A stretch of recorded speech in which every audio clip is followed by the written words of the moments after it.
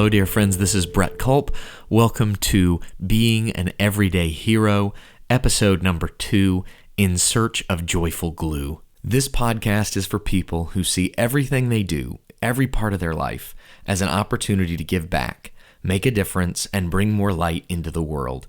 If you want to make a positive impact that is beyond yourself, that extends into helping others, you are an everyday hero. And this podcast is about growing together in that adventure. So thanks for being here with me, and thanks for being an everyday hero. So this episode is about this concept called joyful glue that I want to tell you about in just a minute. And this is really, has been for me, this concept has helped me in many ways redefine success when it comes to helping and engaging with people and doing good in the world and finding really what the higher calling and the higher value of what we're doing that is beyond the metrics that we often use to validate our success. So I hope this will be encouraging to you as we talk about it in just a few minutes. You may or may not know that I'm working on a new film. It's called Look to the Sky. And you can learn more about that. The website for it is risinghero.org. It's really a movie about hope and good that's being done in the world. It's going to tell the stories of young people who have demonstrated the superhero spirit, who have either in their own lives or in the lives of others or in their community really done something amazing that's made them like a real-life superhero. And I'm excited about next year bringing it out to the world. We're going to do something very similar to what we did with Legends of the Night, which was make it available for people to screen in their communities with proceeds benefiting charities or not-for-profit organizations in their local community or in the world. So we're super excited about that. And if you'd like to kind of follow the adventure on that, I post a lot. I'm really active on social media, on Facebook and Twitter and Instagram and LinkedIn. And one of these days I'm going to figure out Snapchat, but I'm not really on there at the moment. So you can follow along with that or sign up for our email list or check out my blog or just keep listening to the podcast. So anyway, you can follow that adventure along and I'll be excited to share more about Look to the Sky with you in the days ahead. But for today, joyful glue. I was sitting in Minneapolis. I was working on a project for a company, working on a film for them. It was the 100th anniversary of this company, family-owned company in their 4th generation now. I mean, that's a long time. That's like almost as long as like IBM. That's a long time to be around, 100 years. So I talked to several of the people who were shareholders and leaders in the business, and I was sitting down with this leader, and we were talking about how you sustain for 100 years. And I'm filming with her. This is an on-camera interview, and I'm sitting off to the side of the camera, and she's talking. And my style of filmmaking is very interactive in terms of just, once we start rolling, my goal is for the cameras and the lights and the microphones to all disappear, and we're just having a conversation. And I find that you get the most authentic interaction with people doing it that way. And so we're just talking, and we were talking about what makes a business successful and how you sustain it and how you keep it, positive and engaging for a family-owned business for so long. And she was talking about the statistics and measuring success and all that. And she just said something like, but all of that, really the highest goal of everything that we do here is to create joyful glue. And I just stopped and I said, okay, you got to tell me about that. What does that mean, joyful glue? And she went on to kind of describe it as the idea that everything they do and every choice they make, they want it to be an opportunity to create a kind of joy among the people in the company at every level that bonds them together, that connects them. That they're seeking ways not just to make money and to create business success. They have to do that. They realize that's part of what the business is and what it's for. But they want to always pursue that in a way that creates a joy and a happiness and a fun and an engagement within the company that bonds people together and brings them together and makes them feel like they're part of something that's bigger than themselves and part of something special. And as I was thinking about that, as I was processing what she was saying, I was thinking about how much that can apply not just to a business, but to literally every single thing we do in life. Ultimately, success must be for us to do the work that we want to do, the work of helping people, the work of making a positive impact, the work of loving people and spreading compassion in the world. For that to really happen, that is about more than the achievements and the milestones and the statistics. It's really about the process of building community. And I was thinking about, from what she was saying, there was a level in which what she was saying was, if we have the most amazing statistics on the board and we're making a lot of money, that's awesome, but what we're trying to do here is a multi-generational family business. And if in the process of that we're not building connectedness and community, then we've missed the most important opportunity. We've missed really what this was all about in the first place.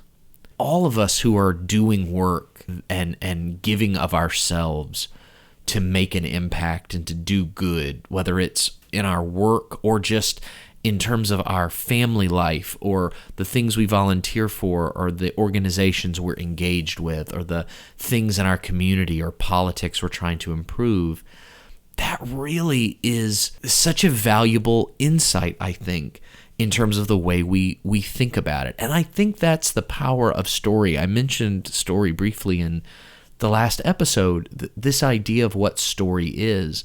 When you think about stories, they really are community building opportunities. You share a story. Every community has a story. That's what groups are built on, shared stories, shared beliefs, shared things that we hold in common, that we cling to.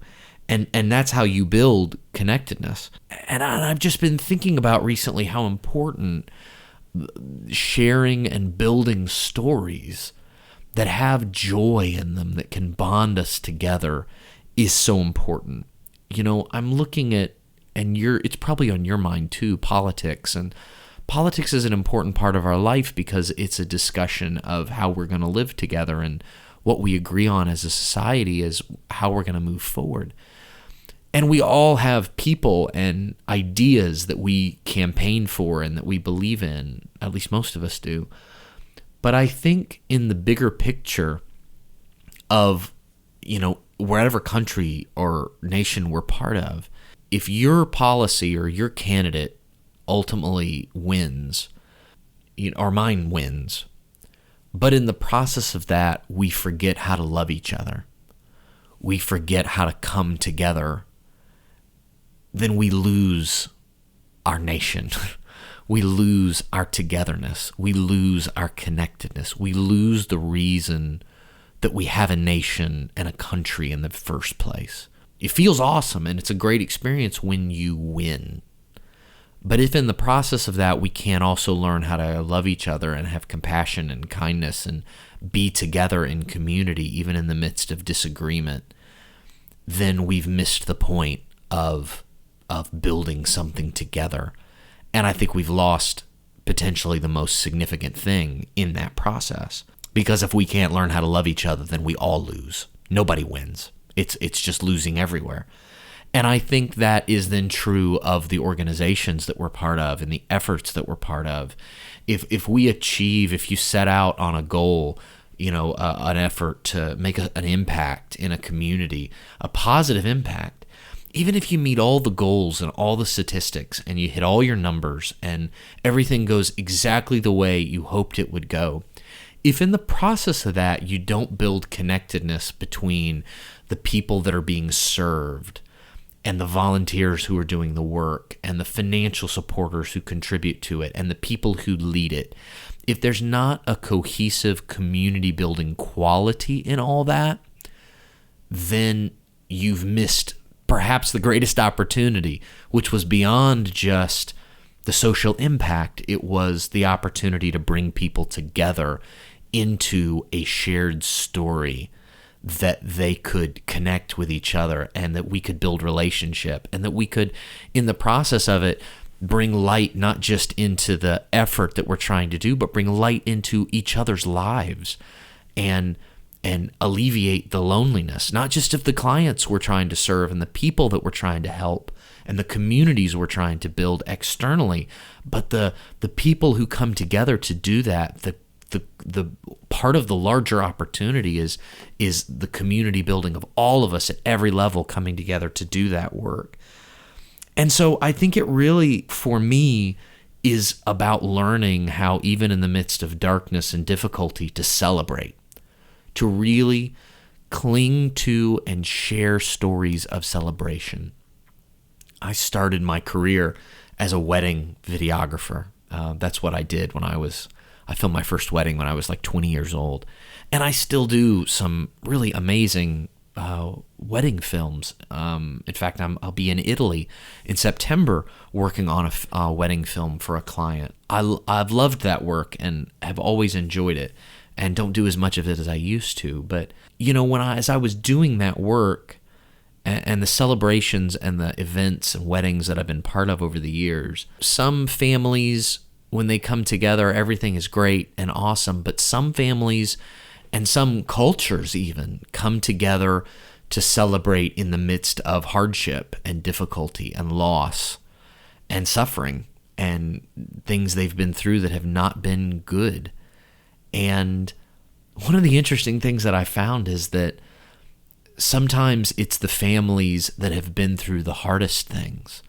It's the cultures that have been through the most difficulty and tragedy that when they get together for a celebration, they celebrate all the more. They celebrate bigger. They celebrate stronger because they realize how important it is to celebrate. And that's almost kind of counterintuitive. Like, you'd think the ones that had the most difficulty and hardship might be the ones that would come to a celebration with more gloom and despair. But it tends to be the opposite. Like, it's like the rubber band pulling it back, and the farther you pull it back, the harder it snaps. It's like they know instinctively that it's like, look, yesterday was tough, and tomorrow might be tough again. But now, this moment, this is beautiful. This is good. This is something that is amazing. We need to celebrate it. We need to give our full hearts to it, and all the joy that we can muster, we need to pull out of this and just lift the chairs high and lift our arms high and our voices loud to celebrate and enjoy this moment. And it's that mindset of celebration, I think, that is so important when we're trying to do good in the world and help other people and make an impact, because we're going to stare a lot of ugliness in the face. There's going to be moments that are not going to be pretty, that are going to be hard. And it doesn't matter whether, again, you're on the front line of social work, or you're dealing with young people or people who are sick and going through illness, or you're a parent going through the struggle of just getting through the things with your kids, or you're a caregiver and you know that today or tomorrow is just going to be filled with a lot of difficulty. And we know that's going to be the case. And I think that's what makes celebrating the good things and telling the stories about the good things all the more important. It's to take moments when something really beautiful, really great, really, really powerful happens, and to take that story and kind of lock it in your heart, not to hide it away, but to protect it and make sure that it's always there, that you don't ever let it slip away, because there are going to be moments when you need to just sit and just look at those warriors that are in the battle with you and say, in the midst of even the most horrible, difficult things, yeah, but do you remember that day when this happened? When this good thing happened? Do you remember how beautiful it was when we achieved this, or we hit that milestone, or this person was helped, or we got that note in the mail, or this good thing happened? And you need those things. You've got to hold on to those things so tightly and never let them go, because those are the things that when you share them, they're the joyful glue.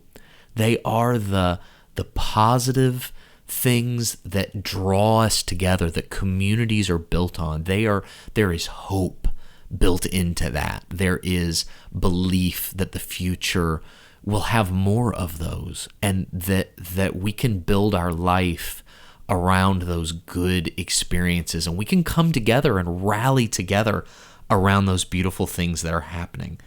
A couple of years ago, speaking of weddings, I filmed a wedding in Greece, and it was on an island in Greece, and I had to travel for 24 straight hours to get there. I flew from Tampa, I think I flew into Philadelphia, and then 3-hour layover, and then into Athens, and then I had like a 3-hour layover, and then I flew into an island in one of the Greek islands, and then I had to wait 6 hours at a dock for a shuttle, like a ferry, to come. The ferry like circles, it does a loop through these Greek islands, and it does it once a day. It hits all the islands. So I had to wait 5 hours because it was going to come at some general time. I didn't know, nobody knew exactly what time it was going to come, its general time frame. So I had to wait like 5 hours for it to show up, and then it showed up, and I got on the ferry, and then I rode on that ferry for like 2 hours in really choppy water. Then you get to the dock, and then you have to wait for your car to show up and take you to this hotel. And so by the time I'd done all of that, I had been traveling for 24 straight hours without a bed. So I got checked into the hotel. I slept for a few hours, and then we had this wedding. And they had this wedding on this, again, is this beautiful island, and it was this church building, just church on the top of this hill. And if you've seen the movie Mamma Mia, and the path, like it was like that, it's like a winding path that goes up, like, I don't know how long it is, probably 1.5 miles to walk up this winding path that takes you up to the top of this hill where this beautiful view is in front of this church up there at the top of the hill. And so, I couldn't carry my equipment up to the top of the hill. That was impossible. So, but this was like a pretty rural island. And when I got there and kind of scouted it real quick, I was like, hey, how do I get my equipment up here? And the guy says, well, the only way we have to get your equipment up there is on donkeys. And it took like 2 hours or whatever. So literally we strapped my equipment to these donkeys, and we're going up the hill. And so we're going up the hill on these donkeys, taking my equipment up to the top of the hill for whatever time. And then we get up there, and it's like everything is just so crazy, and it's so different than anything I'd ever shot, and I didn't know exactly how it was going to go. They were even kind of making it up as they went in terms of timing and all that stuff, and so it was like a total whirlwind, literally a whirlwind, like crazy. Not literally a whirlwind, but in my heart it felt like it was literally a whirlwind. And so it's just craziness for the whole day. And then I went to sleep that night. I got up that morning. I had a couple of hours just to kind of catch my breath and send a couple emails and get a couple of shots around the island, like some scenic shots. And then I did that 24-hour journey all over again. Backwards. I had to get on that shuttle, and I took the shuttle around, and I got to that island, and then I took a flight back to Athens, and then I flew from Athens back. It was literally 24 straight hours back home. And I mean, by the time I got home, I was so whipped. I mean, I had nothing left in the tank. I was just exhausted and beat up and weary and empty. And I think I slept for like a whole day. I don't know. It was just so exhausting. And I was like, I'm never going to do that again. That was terrible. I'm so beat up, and I just don't want to do that. That was like a terrible, terrible experience. Why did I do that? Everything was hard. And then I finally, like after a day or two, came out of my coma, and I looked at the footage, and it was just glorious. It was just some of the most beautiful footage I've ever filmed in my life. And you can see it. It's the highlights from that film is actually on my website. If you go to brettculp.com and click films and look at my wedding films there, you'll see it on that page. And it just was an astounding finished film. Just, I mean, once in a lifetime beautiful. And watching that film is joyful glue for me, because all of the ugly now is like gone. Like, I can tell you that story, but that's not what resonates with me emotionally anymore about that trip. The crazy 4 days that I spent traveling, or whatever that was, and all the difficulties of that. That's not emotionally what resonates for me anymore. What resonates for me now about that trip is the story that I got to tell, is the beauty of what I captured and what I got to share, and then how people responded to it every time I showed it to them. And I would say, I took this amazing trip, look at this in this film that I created. And that's the power, again, of celebrating, to be able to stop and then say, look at what I did. Look at what happened. It was hard, but look at what was accomplished and how beautiful what we accomplished was. And you need that. You don't just need that. You need that personally as an individual, but everybody that you're working with, everybody that is part of this effort or this mission or this work that you're doing, you need that. You need, because it's so tiring. It's such hard work, and it can feel like everything is just terrible and hard, that sometimes you have to just stop and take a step back and be able to look at the story of what you actually did, what you actually created, what you've actually accomplished, and just give some high fives and say, look what we did. Look at what we accomplished. And it can be as simple as two parents, giving each other high fives when a kid or somebody in the family does something good. Or it can be just a moment where, this thing that you've been working on for years comes to pass and somebody acknowledges it and you see it in action.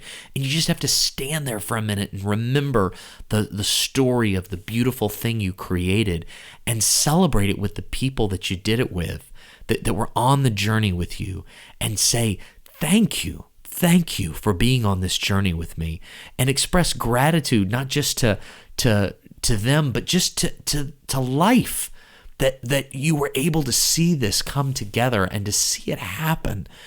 And it creates a glue within your own heart that heals so much of the ugliness that we have to deal with to do good and to be lights in the world. I mean, the more good you try to do, the more you try to chase out the darkness, the more kindness and the more work and the more you dig in to help people, the more junk you have to deal with. It's just part of the way it goes. The more horses you have in the stable, the more manure you have to shovel, right?